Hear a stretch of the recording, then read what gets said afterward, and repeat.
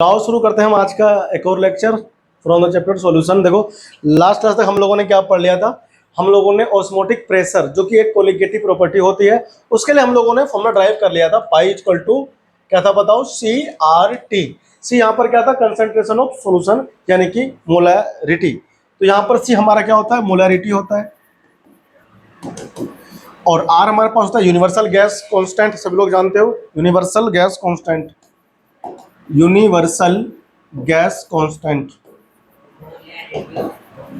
और टी सभी लोग जानते हैं, गली का बच्चा बच्चा जानता है क्या, कि टेम्परेचर ऑफ सॉल्यूशन है ना, गिवन टेम्परेचर जो भी आपको दिया रहेगा। हेलो माइक चेक, ठीक है, वॉल्यूम ठीक आ रहा है तो पूरे देखो, हेलो हेलो हेलो, ठीक है ठीक है ना, सही है। आवाज आवाज चेक करने के लिए लीड रखना पड़ता है, देखो ठीक है ना। टेम्परेचर समझ में आया सबको, ये आ गया था ना। तो पिछला लेक्चर ना इसमें ज़्यादा यूज होगा, ठीक है ना। देखो तो अब हम लोग क्या करने वाले हैं, इन पर बेस्ड कुछ क्वेश्चंस की प्रैक्टिस करते हैं, ठीक है ना। आ जाओ, एनसीईआरटी का पहले एग्जांपल लेंगे और फिर हम लोग इन टेक्स्ट क्वेश्चन लेंगे, ठीक है ना। और जो एक्सरसाइज में क्वेश्चंस है on the basis of osmotic pressure, उसको भी आप लोग सॉल्व घर पे करना, ठीक है ना। देखो आओ क्वेश्चन आता हूँ बोर्ड पे। देखो तो ये क्वेश्चन आपके सामने है, एनसीईआरटी का एक एग्जांपल है जो कि ऑस्मोटिक प्रेशर पर बेस्ड है। क्वेश्चन क्या कहता है, क्वेश्चन कहता है 200 centimetre cube of an aqueous solution of a protein contains 1.26 gram of the protein. The osmotic pressure of such solution at 300 kelvin is found to be. देखो 300 kelvin पर एक सॉल्यूशन का ऑस्मोटिक प्रेशर कितना पाया गया, कितना, ये 2.57 into 10 raise to the power -3 bar. Calculate the molar mass of the protein, है ना। सब लोग जानते हो हम जो ऑस्मोटिक प्रेशर को यूज करते हैं, क्यों करते हैं यूज, ताकि हम सोल्यूट का मोलर मास कर सके कैलकुलेट। तो बाकी जो कोलिगेटिव प्रॉपर्टीज होती है उनसे भी तो कर सकते हैं, तो फिर ये इसका क्यों करते हैं यूज, ऑस्मोटिक प्रेशर का। ऑस्मोटिक प्रेशर का यूज हम लोग करते हैं macro molecules, for example polymer हो गया, है ना, या फिर प्रोटीन्स हो गए, या फिर और भी बहुत सारे बड़े बड़े सेलुलोज हो गया, मोलिक्यूल्स होते हैं, उनका हम लोग मास करते हैं कैलकुलेट, मोलर मास, इस टेक्निक से, ठीक है ना। आओ देखो, तो हमें पाई की वैल्यू गिवन है, कितनी गिवन है बताओ। देखो पाई की वैल्यू हमें दिया हुआ है 2.75, 2.57 into 10 raise to the power -3 bar, है ना। ये हमारा क्या है, प्रेशर है पाई की, है ना। अब देखो हमारे पास जो ये क्या बताओ, ये वॉल्यूम है, ये कितना बताओ, 200 सेंटीमीटर क्यूब। इसे लीटर में चेंज करना पड़ेगा, ठीक है ना। तो लीटर में चेंज करने के लिए हम लोग क्या करेंगे, 200/1000 कर देंगे। ये हमारा बन जाएगा कितना, 0.200, है ना, 0.0 कर लो, है ना, 0.2 कर लो ओनली, क्या लीटर में हो गया चेंज, ठीक है ना।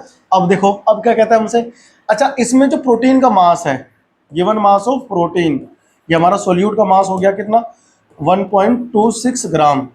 अच्छा हमें क्या निकालना है, हमें मोलर मास, अच्छा कर रहा है कैलकुलेट, किसका, प्रोटीन का मोलर मास हमें कैलकुलेट करना है। वो कितना है बताओ, वो तुमको मालूम करना है ना। अच्छा टेम्परेचर बताओ कितना है, टेम्परेचर टी केल्विन में 300 केल्विन।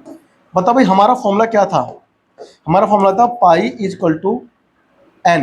एन क्या होता है, mole, number of moles of solute upon volume हो गया, मोलरिटी सी के स्थान पर, है ना, इज इनटू आर, और कितना रखना है, टी, आर और टी, है ना। अब देखो ध्यान से, पाई कितना है बताओ, पाई हमारे पास में है ये 2.57 इंटू 10⁻³ बार, बार में हो गया, इज इक्वल टू, अब यहाँ नंबर ऑफ मोल्स में चाहिए, तो नंबर ऑफ मोल्स को आप क्या लिखते हो बताओ, given mass of solute upon molar mass of solute. Molar mass ये हो गया m, ये हमें निकालना ही है सोल्यूट का, है ना। इनटू में वॉल्यूम कितना है बताओ, 0.2 लीटर, है ना। और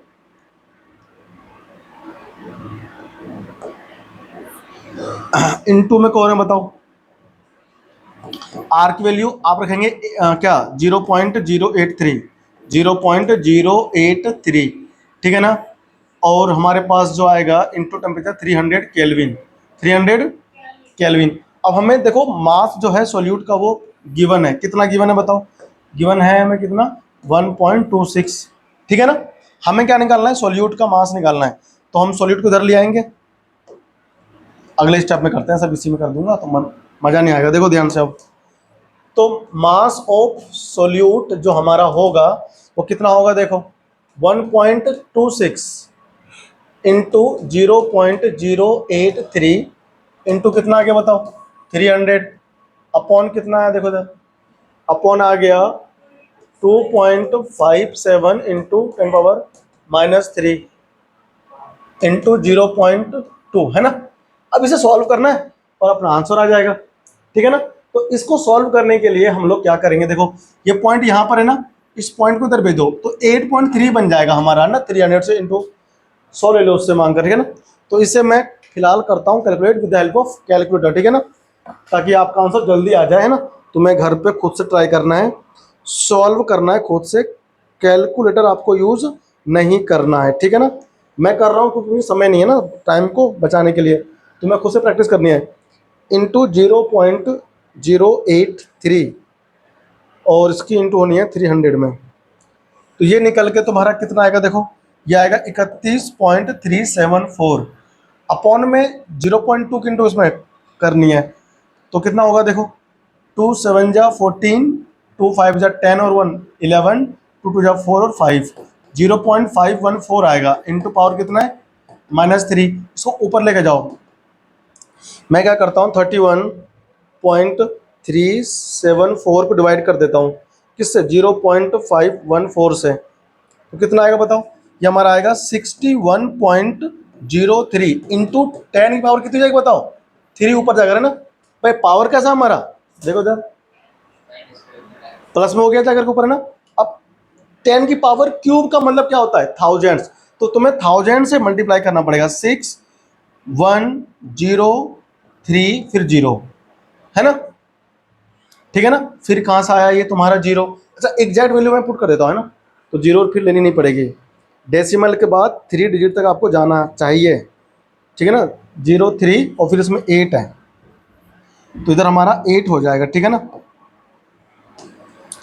इतने ग्राम इसका आंसर आएगा, ठीक है ना, पर मोल, ग्राम पर मोल, ठीक है ना। तो ये हमारा क्या हुआ आंसर, ठीक है। करो कॉपी, एक क्वेश्चन अभी और देखते हैं इस पर बेस्ड, वो इतना सा फर्क ना, ये जो हमारा 61 एनसीईआरटी में 2 है, वो हमारा ना थोड़ा सा कैलकुलेशन की वजह से आया, ठीक है ना। तो ये हमारा आंसर एग्जैक्ट बिल्कुल ठीक है ना, इसे कर लो कॉपी। अभी मैं तुम्हें एक क्वेश्चन एनसीईआरटी का और करके भी दिखाता हूँ, ठीक है ना, जो इन टेक्स्ट क्वेश्चन है। आ जाओ चलते हैं एनसीईआरटी पर, लिख लिया इसको आपने, देखो एनसीईआरटी पर आओ, अगला क्वेश्चन देखो उसमें ये है, इन टेक्स्ट में क्वेश्चन बहुत ही बढ़िया क्वेश्चन है। देखो क्वेश्चन नंबर 12, रैशनलाइज्ड एनसीईआरटी हम लोग पढ़ रहे हैं 23-24 में, जो नई है ना अपडेटेड एनसीईआरटी आई है, हम उसी को पढ़ रहे हैं, ठीक है, ध्यान रखना। तो हमारा बिल्कुल ये लेटेस्ट 2023-24 के कोर्स के लिए है, ठीक है ना, ये हमारा लेक्चर। देखो अगला क्वेश्चन हमारा ये है, पास्कल में पूछा है इसने हमसे क्वेश्चन, ये हमारा नेक्स्ट क्वेश्चन होगा। तो क्वेश्चन आज का तुम्हें देखो ना स्क्रीन पर, ये क्वेश्चन हमारा इंटैक्ट क्वेश्चन है, 1.12 है ना, क्वेश्चन करना है, करो ट्राई करोगे आप इसमें एक बार। सबसे पहले हमें क्या क्या गिवन है, देखो क्या गिवन है, calculate the atomic sorry osmotic pressure in pascal, pascal में करना है भैया ना कैलकुलेट। क्या कहता है, exerted by a solution prepared by dissolving A gram of polymer, कोई पॉलीमर है उसका मास है, पॉलीमर मतलब मास ऑफ सोल्यूट कितना 1 ग्राम, ठीक है। मोलर मास कितना है बताओ, देखो मोलर मास गिवन है, मोलर मास ऑफ पॉलीमर कितना है बताओ, 1,85,000 ग्राम पर मोल होगा, ठीक है ना। 450 ml वॉल्यूम बताओ कितना है, वॉल्यूम हमारा है 450 ml। इसको लीटर में चेंज करने पर हम क्या मिल पाएंगे, देखो 450 अपॉन में 1000 कर दो, लीटर में हो जाएगा, 0 कैंसिल आउट हो गया, तो 520 और ये 9 जा हो जाएगा, तो 9/20, 9/20 हमारा जो हो गया वो वॉल्यूम हो गया किसमें, लीटर में। इसे ना अपॉन में फ्रैक्शनल ही रहने दो, ठीक है ना, डिवाइड करने की आवश्यकता नहीं है, कैलकुलेशन में इजी होगा। देखो अब हमें क्या पूछा है इसने हमसे पूछा है क्या कि एटमॉस्फेरिक ऑस्मोटिक प्रेशर कितना होगा। तो इसमें देखो टेम्परेचर आपको गिवन है, कितना है बताओ, 37 डिग्री सेल्सियस को अगर हम केल्विन में कर लेंगे चेंज तो 273.15 जोड़ते हैं ना 37 डिग्री को, तो जोड़ दो इसको, तो जोड़ोगे तो 310.15 केल्विन आएगा, ठीक है ना। टेम्प सब कुछ हमें देखो गिवन है इस क्वेश्चन में। हमसे पूछा इसने क्या, ऑस्मोटिक प्रेशर, कितना आसान क्वेश्चन है। तो हमारे पास पाई इज इक्वल टू क्या होता है, CRT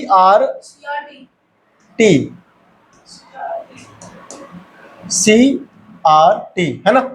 अब सी क्या है, कंसंट्रेशन, और मोलैरिटी हम उसे कहते हैं। तो N अपॉन V, याद आया फॉर्मूला मोलैरिटी का, number of moles of solute upon molar upon volume of solution, into R की वैल्यू कितना होता है 0.083 है ना। और T की वैल्यू कितनी होती है, दे रखा देखो 310.15 केल्विन।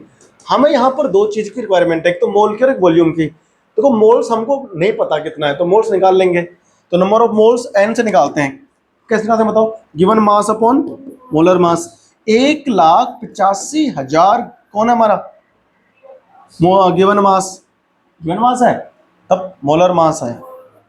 गिवन मास कितना है 1, और मोलर मास 1,85,000 है ना। ये हमारा क्या होगा, नंबर ऑफ मोल्स। तो ये हम यहाँ रख देंगे 1/185,000, ठीक है ना।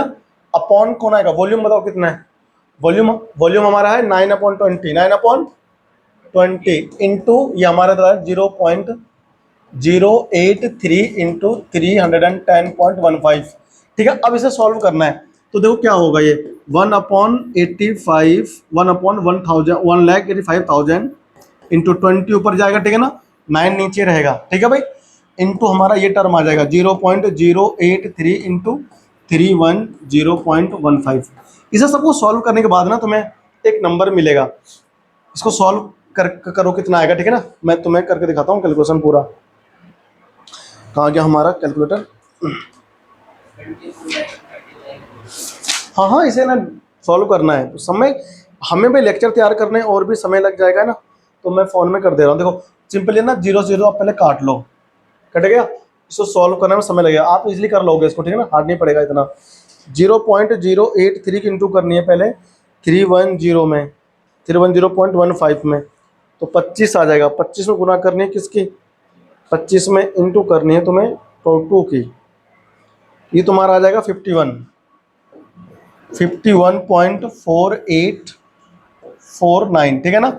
और अपॉन में कितना आएगा देखो 80, ये हमारा आ जाएगा 1850, इसके इंटू करने हैं 9 के साथ, तो ये आएगा 16650, ठीक है ना। अब हमें इससे इसको इंटू करना है, इससे सॉरी डिवाइड करना है, तो देखो डिवाइड कर देते हैं ना, 51.4849, इसको हम डिवाइड करेंगे 16650 से, तो ये हमारा कितना आ रहा है देखो, ये हमारा आ रहा है 0.0030,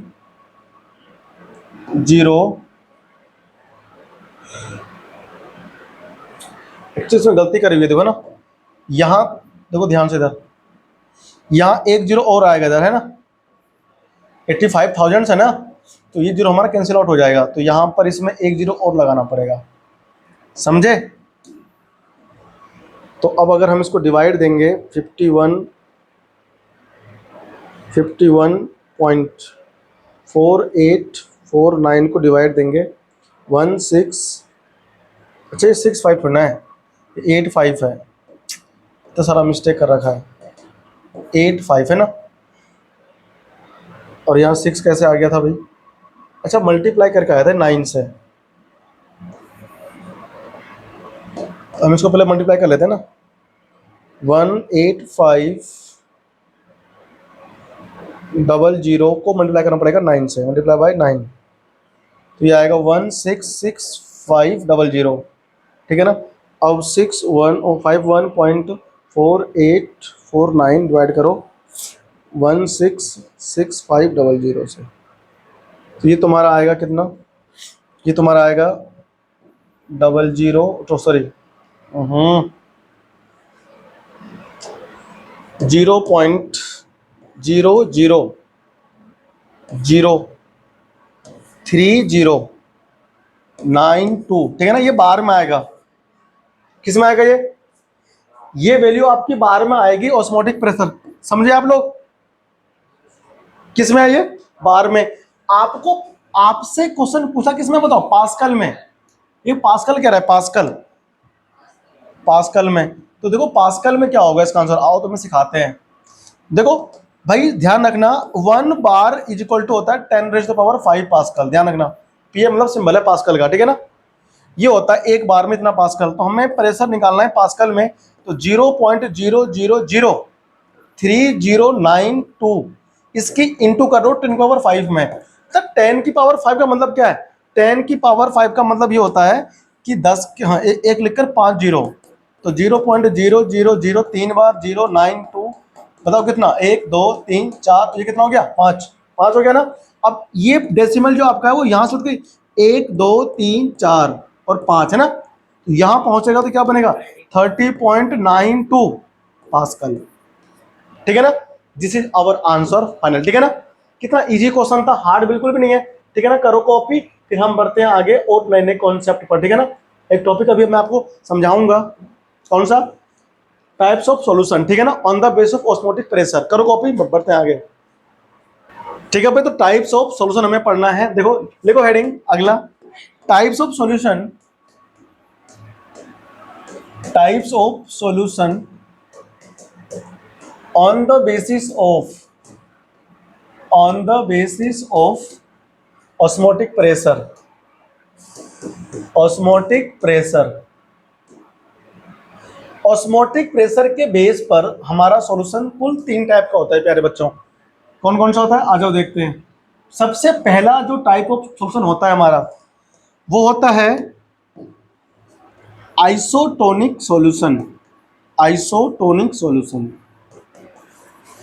आइसोटोनिक सॉल्यूशन, ठीक है। उसके बाद आता है कौन सा, हाइपरटोनिक सॉल्यूशन। हाइपरटोनिक सॉल्यूशन, ध्यान रखना।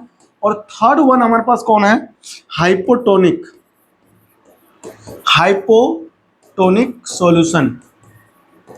ये 3 टाइप्स का क्या होता है, सॉल्यूशंस होते हैं on the basis of osmotic pressure. सबसे पहले हमें क्या पढ़ना है, आइसोटोनिक सॉल्यूशन। लिख लिया भाई, लिखो आइसोटोनिक सॉल्यूशन हमें पढ़ना है सबसे पहले। तो हम लोग लगाएंगे heading first, isotonic solution.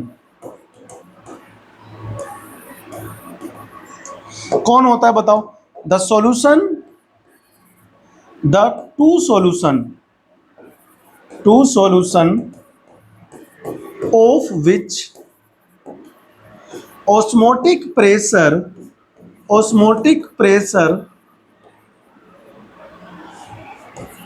are equal at a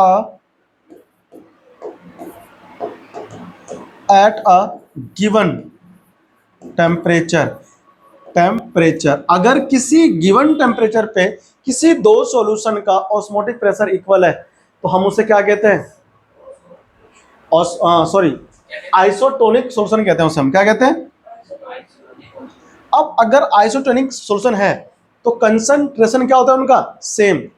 सुनो, सपोज करो हमारे पास एक ये क्या है, कंटेनर है, क्या बताओ, ये हमारे पास एक कंटेनर है, क्लोज है, इसका जो ऑस्मोटिक प्रेशर वो π1 है, ठीक है ना। एक हमारे पास दूसरा कंटेनर है भाई साहब, समझ आया सबको। इस दूसरे कंटेनर की जो ऑस्मोटिक प्रेशर है वो π2 है। भाई पाई से करते रिप्रेजेंट ऑस्मोटिक प्रेशर को। अब क्योंकि दोनों क्या है, आइसोटोनिक सॉल्यूशन है, तो दोनों का ऑस्मोटिक प्रेशर क्या है, सेम है। तो π1 is equal to π2 for isotonic solution. Isotonic solution, तो आइसोटोनिक सॉल्यूशन के लिए हम लोग ना ये देखते हैं, देखो अगर इक्वल है तो क्या होगा, C1 R T equal to C2 R T. भाई आर टी तो कांस्टेंट हो गया, सेम प्रेशर पर, सॉरी सेम टेम्परेचर पे दोनों है, तो C1 इक्वल टू क्या हो गया बताओ, C2। अब ये C1 क्या बताओ, मोलैरिटी यानी कंसंट्रेशन। तो हम यहां से प्रूफ कर चुके हैं कि concentration of an isotonic solution is same, यानी इक्वल रहता है, ठीक है ना, इक्वल रहता है। अब हम यहां से फॉर्मूला ड्राइव कर सकते हैं, और क्या बताओ, number of moles upon volume, number of moles upon volume.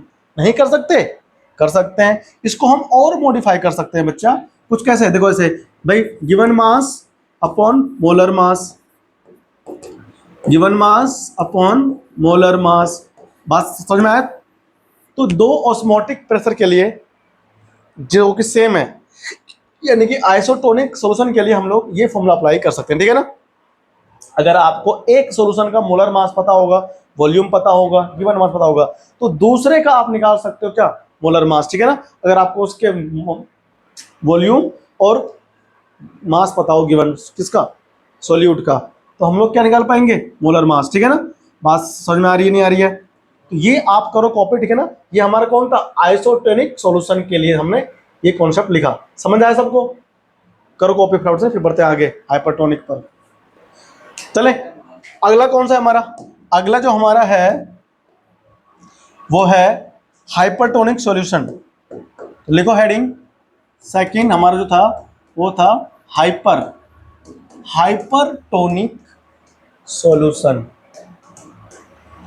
भाई तो हाइपर ना, बहुत से लोग ऐसे हिंदी में भी बोलते हैं आपस में, अगर कुछ हो जाए तो, कि इतना हाइपर हो रहा है, तो इतना हाइपर क्यों हो रहा है। हाइपर मतलब ज्यादा, अगर ज्यादा हो जाए ऑस्मोटिक प्रेशर किसी सॉल्यूशन का किसी दूसरे सॉल्यूशन से, तब हम इस कंडीशन में ये बोलते हैं कि हाइपरटोनिक सॉल्यूशन है, ठीक है ना। तो आओ इसको हम लोग डिफाइन करते हैं, ठीक है।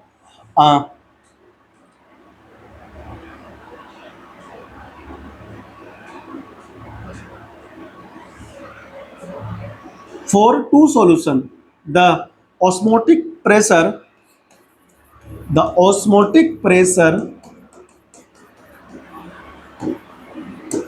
of a solution is higher than that of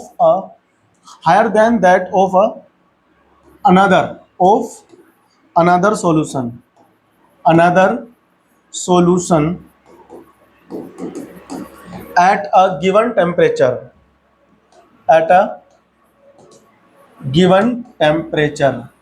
एक गिवन टेम्परेचर पर अगर एक सॉल्यूशन की ऑस्मोटिक प्रेशर ज्यादा है, किससे, किसी दूसरे सॉल्यूशन से, तब कहेंगे उस हायर सॉल्यूशन वाले को कि वो हाइपरटोनिक सॉल्यूशन है, ठीक है ना।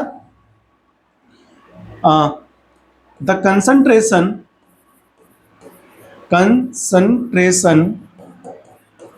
Is high of hypertonic solution,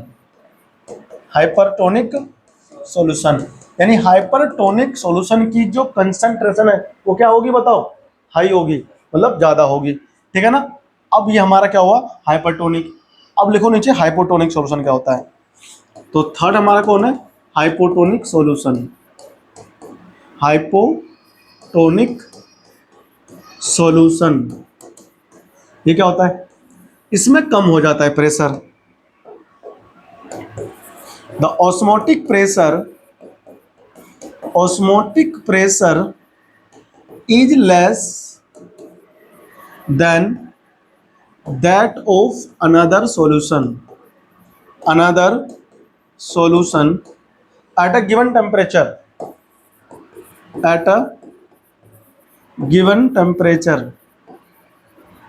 एक गिवन टेम्परेचर पर। और जो हाइपो होते हैं, हाइपोटोनिक की जो होती है ऑस्मोटिक प्रेशर, वो क्या होती है, ज़्यादा होती है, ठीक है ना।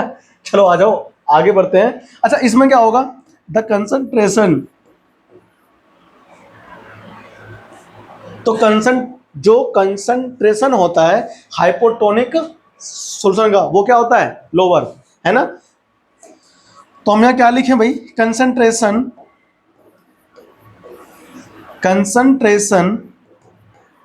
Of hypotonic solution is less, ठीक है ना, ठीक है ना। अब हम लोग बढ़े आगे और इनका एग्जाम्पल आपको दिखाएं ना जो एनसीईआरटी में है, ठीक है। बढ़िया भाई, आपने लिख लिया इसको, लिखो। अब हम लोग बढ़ेंगे एग्जाम्पल पे। एनसीईआरटी में एक बहुत ही बेहतरीन एग्जाम्पल गिवन है, ठीक है ना। कहता है कि हमारा जो ब्लड है, हमारी जो बॉडी है, उस ब्लड का जो कंसंट्रेशन है वो 0.9 वेट बाय वॉल्यूम होता है, सोडियम क्लोराइड प्रेजेंट होता है, ठीक है ना। देखो क्या बोलते हैं कि कंसंट्रेशन, ब्लड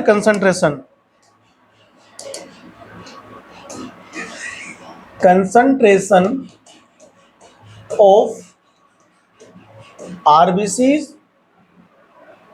ऑफ ब्लड कितना होता है बताओ, 0.9% वेट बाय वॉल्यूम NaCl होता है, ठीक है ना। ये में ध्यान रखना है। अब हम यहां पर 3 बीकर बनाएंगे अलग अलग, आपको मैं इस कॉन्सेप्ट को समझाऊंगा 3 बीकर के माध्यम से, ठीक है।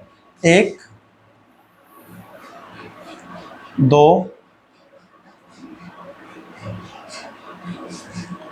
और तीसरा इधर बना लेते हैं, ठीक है ना।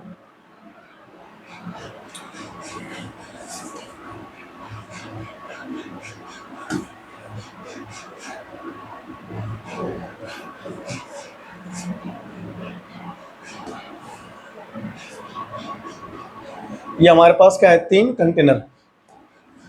कंटेनर है, तीनों में सॉल्यूशन भर दिया हमने। एक सॉल्यूशन ये है, इसका जो कंसंट्रेशन है वो 0.9 से ज्यादा होगा। Concentration of solution more than है 0.9% वेट बाय वॉल्यूम से, ठीक है ना। और एक हमारे पास ये है, कंसंट्रेशन ऑफ सॉल्यूशन इक्वल है 0.9% वेट बाय वॉल्यूम के, ठीक है ना। और एक मेरे पास तीसरा है, तीसरा सॉल्यूशन, इसका जो कंसंट्रेशन है ऑफ सॉल्यूशन वो लेस देन है 0.9% वेट बाय वॉल्यूम, ठीक है ना। ये मेरे पास 3 सॉल्यूशन है, तीनों सॉल्यूशन में मैं एक एक आरबीसी डाल दूंगा। उस आरबीसी की जो कंसंट्रेशन है वो कितनी है, 0.9, कितनी है, 0.9 वेट बाय वॉल्यूम NaCl है, ठीक है ना। तो मैंने लिया हुआ यहाँ पर 3 सॉल्यूशन। पहला सॉल्यूशन की बात करते हैं। पहले सॉल्यूशन में मैंने एक आरबीसी ला करके डाल दिया, आरबीसी ला करके मैंने डाल दिया। इस आरबीसी की जो कंसंट्रेशन है वो 0.9 है, कितना है, और मैंने उस आरबीसी को एक ऐसे सॉल्यूशन में प्लेस कर दिया है जिसका कंसंट्रेशन 0.9 से क्या है, ज्यादा है, क्या है। अब अगर इसका कंसंट्रेशन 0.9 से क्या है, ज्यादा है सॉल्यूशन का, इसका मतलब वाटर कम है सॉल्यूशन में, आरबीसी में वाटर ज्यादा है। भाई आरबीसी का कंसंट्रेशन 0.9 यानी कम है as compare to surrounding solution, तो क्या होगा, सराउंडिंग सॉल्यूशन के अंदर वाटर मूव करके आ जाएगा, कहां से, आरबीसी से। क्यों, हम लोग क्या जानते हैं कि ऑस्मोटिक प्रेशर, ऑस्मोसिस क्या होता है, ऑस्मोसिस के अंदर क्या होता है कि कंसंट्रेशन लो से हाई की तरफ क्या करता है, मूव करता है सॉल्वेंट मॉलिक्यूल, उसे हम बोलते हैं osmosis through semi permeable membrane. तो आरबीसी में तो है ही मेम्ब्रेन, है ना, सेमी परमीबल एसपीएम, तो वाटर क्या होगा, मूव आउट हो जाएगा, आरबीसी से वाटर बाहर निकल जाएगा। देखो ना, ये वाटर कहाँ आ गया, बाहर आ गया वाटर, है ना, कहां से, आरबीसी से वाटर बाहर निकल के आ जाएगा। अब अगर वाटर बाहर आ जाएगा तो आरबीसी क्या, श्रिंक हो जाएगा, आरबीसी श्रिंक हो जाएगा, है ना। तो हम यहां पर लिखेंगे कि water molecules in this case, water molecule comes out from RBC, RBC से बाहर निकल के आ गया, ठीक है ना। तो क्या हो जाएगा बताओ, आरबीसी श्रिंक हो जाएगा। क्या होगा बताओ? आरबीसी जो है भाई साहब श्रिंक हो जाएगा,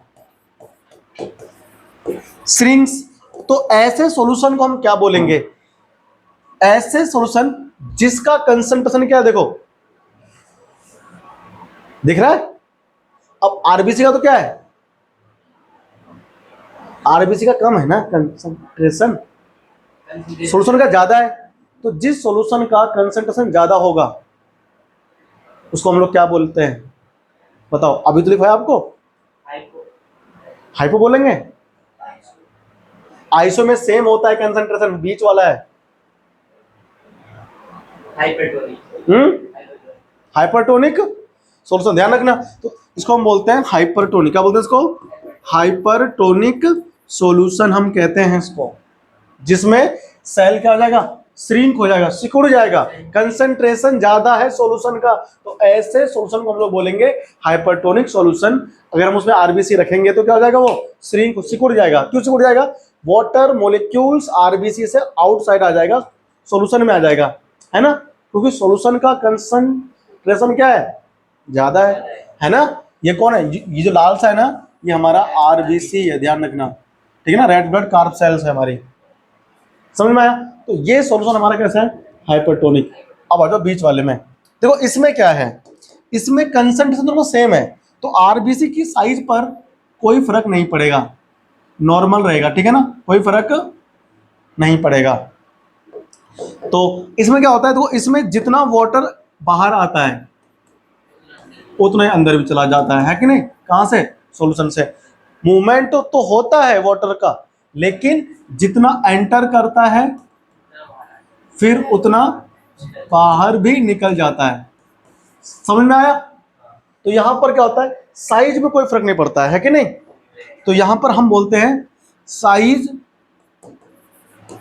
of RBCs remains same, remains same. तो ऐसे सॉल्यूशन को हम लोग क्या बोलते हैं बताओ? हाँ, आइसोटोनिक्स, आइसोटोनिक बोलेंगे इसको, सेम है ना कंसंट्रेशन, तो इसको बोलते हैं आइसोटोनिक सॉल्यूशन, आइसोटोनिक सॉल्यूशन, ठीक है ना। थर्ड में आ जाओ, देखो अब थर्ड में क्या है? थर्ड में आरबीसी हम रख देंगे। ये हमारा कौन आ गया? आरबीसी आ गया। ये हमारा कौन था भाई? आरबीसी, ध्यान रखना, आरबीसी। इसमें आरबीसी हमने रख दिया। इस आरबीसी का जो कंसंट्रेशन है वो क्या है? ज्यादा है, बाहर का क्या है? कम है। तो जब बाहर कंसंट्रेशन कम है तो भैया बाहर जो वाटर मॉलिक्यूल है ना वो अंदर एंटर कर जाएगा। क्यों? क्योंकि low concentration to high concentration क्या होता है? वाटर मॉलिक्यूल मूव करता है। तो यहां जो हमारा जाएगा इधर वाटर अंदर, जो सॉल्यूशन में वाटर है वो अंदर मूव कर जाएगा एसपीएम के थ्रू। तो यहां पर क्या हो जाएगा बताओ? ऑस्मोसिस। अब बताओ वाटर अंदर जाए जा रहा है, जाए जा रहा है, फूलेगा नहीं वो? अरे फूल जाएगा ना, फूल जाएगा। तो यहां पर क्या होगा? ब्लास्ट भी हो जाता है बीच बीच में। क्या हो जाता है बताओ? ये ब्लास्ट हो जाता है हमारा आरबीसी भाई साहब। ये ऐसे करके देखो, ऐसे निकल जाता है कि नहीं? ये ऐसे ब्लास्ट हो जाता है क्या? ठीक है ना, क्योंकि अंदर इतना वाटर भर जाता है कि वो ब्लास्ट हो जाता है, ठीक है ना। इन दिस केस हम क्या लिखेंगे? In this case water molecules enter into the cell from solution, ठीक है ना। तो इससे क्या होता है बताओ? इससे ये होता है कि सेल swell एंड ब्रस्ट होता है, ब्रस्ट। स्पेलिंग तुम यार देख रहे ना, स्पेलिंग में बहुत मिस्टेक होता है हमसे, ठीक है ना। और ऐसे सॉल्यूशन को हम लोग क्या बोलते हैं? Hypotonic solution. क्या बोलते हैं? हाइपोटोनिक सॉल्यूशन, जिनका कंसंट्रेशन कम होता है अदर सॉल्यूशन, ठीक है ना। ये हमारा एनसीईआरटी का जस्ट एग्जांपल है, मैंने आपको समझा दिया, ठीक है ना। अब सुनो, इसी केस में इसीलिए बोलते हैं डॉक्टर लोग, क्या बोलते हैं? देखो डॉक्टर लोग बोलते हैं कि भैया देखो ऐसा है, आप नमक कम खाओ। नमक, जो ज्यादा नमकीन खाना खाते हैं ना, नमक वाली वस्तुएं, तो वो जब ज्यादा नमक खा लेते हैं तो कंसंट्रेशन जो होता है क्या होता है, आरबीसी का बढ़ जाता है, आरबीसी का। तो आरबीसी का कंसंट्रेशन अगर बढ़ गया तो क्या होगा, पानी अंदर लेना शुरू कर देगा आरबीसी, है कि नहीं, बढ़ेगा नहीं लेगा, तो सेल के अंदर फिर पानी भरेगा, पानी भरेगा, फिर सेल फूलेगा, स्वेल हो जाएगा, उससे क्या होगी, जो इंसान है मानव उसको प्रॉब्लम्स होगी। इस केस को हम बोलेंगे एडिमा, क्या बोलते हैं, एडिमा। इसमें इसकी मौत भी हो सकती है, ठीक है ना। सो दैट डॉक्टर एडवाइज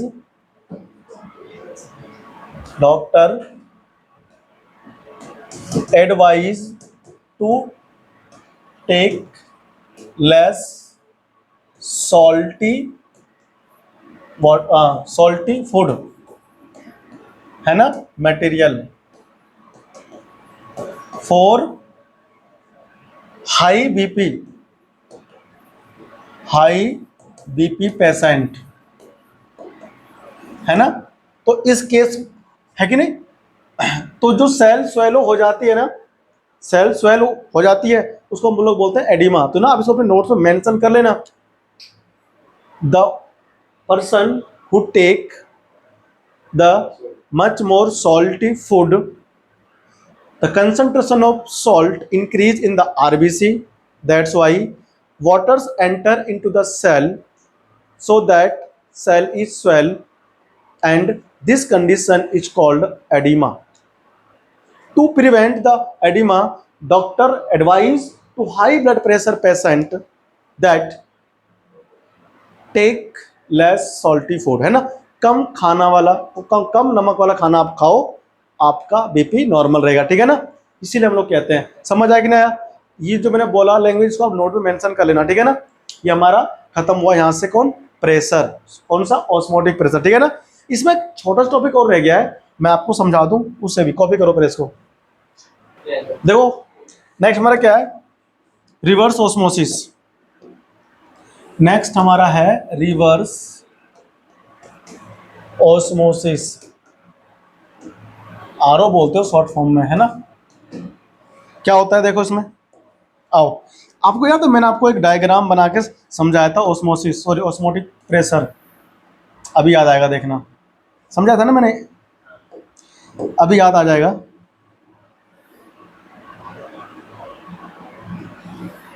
ये हमारे दो अलग अलग सेक्शन थे इसमें, एक तरफ हमारे पास प्योर सॉल्वेंट है, कौन है बताओ हमारे पास, एक तरफ हमारे पास प्योर सॉल्वेंट है,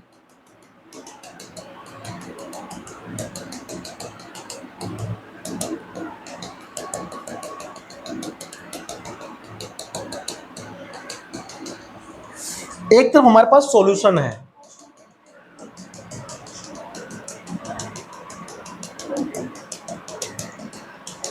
सॉल्यूशन है, इस सॉल्यूशन के अंदर कौन है, नॉन वोलेटाइल सॉल्यूट है, नॉन वोलेटाइल सॉल्यूट है, मतलब सॉल्यूशन है हमारे पास, है ना, जिसमें एनवीएस कंटेनिंग है।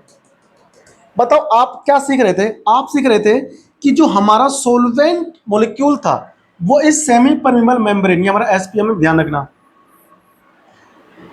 ये हमारा क्या है, सेमी परमेबल मेम्ब्रेन, एसपीएम है, ठीक है ना। इस एसपीएम से क्या हो रहा था, सॉल्वेंट मॉलिक्यूल सॉल्यूशन की ओर मूव कर रहा था, है ना। इस प्रोसेस को हमने क्या कहा था, इस प्रोसेस को हमने बोला था ऑस्मोसिस। और इस ऑस्मोसिस को प्रिवेंट करने के लिए आपने यहां पर क्या किया था बताओ, यहां आपने अप्लाई किया था सॉल्यूशन साइड, क्या, ये हमारा था एटमॉस्फेरिक प्लस पाई, था ना। पाई हमारा वो था प्रेशर जो कि केवल जस्ट रोक रहा था सॉल्वेंट मॉलिक्यूल को फ्लो करने से, from solvent to solution side, है कि नहीं। तो इसी को हम लोग क्या बोल रहे थे, ऑस्मोटिक प्रेशर। लेकिन अब क्या करेंगे, सॉल्यूशन साइड हम मच मोर प्रेशर अप्लाई कर देंगे, है कि नहीं। हम इसके अंदर पाई से ज्यादा प्रेशर अप्लाई कर देंगे, हम पाई से ज्यादा प्रेशर अप्लाई कर देंगे, ठीक है ना। किससे, पाई से ज्यादा प्रेशर अप्लाई कर देंगे, मतलब ऑस्मोटिक प्रेशर से लार्ज प्रेशर अप्लाई कर देंगे, सॉल्यूशन साइड, तो क्या होगा, सॉल्यूशन साइड से सॉल्वेंट मॉलिक्यूल जो है प्योर सॉल्वेंट की ओर मूव कर जाएगा, ठीक है ना।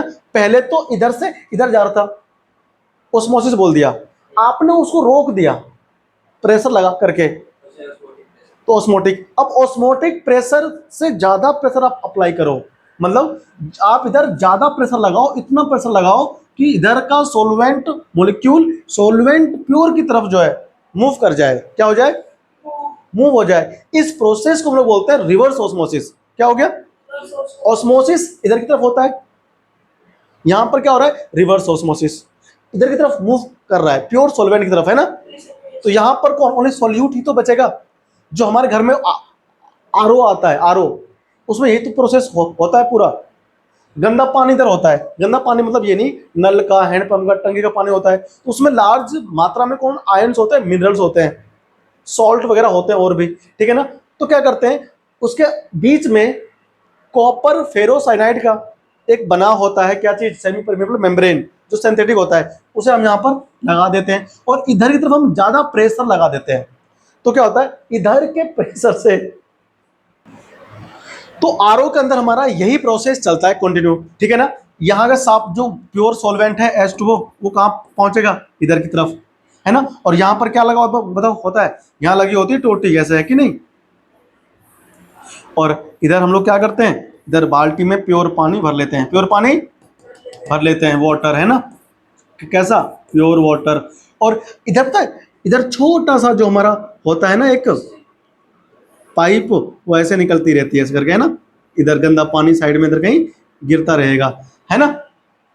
ये कौन होगा, ये एक्स्ट्रा मिनरल हो वगैरह होता है ना। तो वही तो होता है, जब सॉल्वेंट इधर की तरफ मूव कर गया तो यहाँ बचा कौन, सोल्यूट बच गया ना। तो उसमें कुछ वाटर वगैरह भी होते हैं, ठीक है ना, जो कि हमारे काम का नहीं है, एक्सेस ऑफ मिनरल, तो बाहर ऐसे, हाँ तो वो तो होती है ना, तो क्या करें। तो ये हमारा होता है प्रोसेस। तो रिवर्स ऑस्मोसिस क्या होता है, ठीक है ना, आप लिख लेना इसमें एनसीईआरटी से इसकी डेफिनेशन, पूरा मैंने कॉन्सेप्ट आपको समझा दिया, ठीक है ना। यही होता है हमारा रिवर्स ऑस्मोसिस, ठीक है। अगली क्लास में मैं आपको समझाऊंगा एबनॉर्मल मोलर मास, जिसमें हम लोग वेंट ऑफ फैक्टर पढ़ने वाले हैं, ठीक है ना। 23-24 के लिए सीबीएसई बोर्ड हो चाहे यूपी बोर्ड हो, बहुत इंपॉर्टेंट टॉपिक है, ठीक है ना। तो मिलते हैं आपसे अगली क्लास में, टेक केयर, बाय बाय, अपना ख्याल रखना, थैंक यू।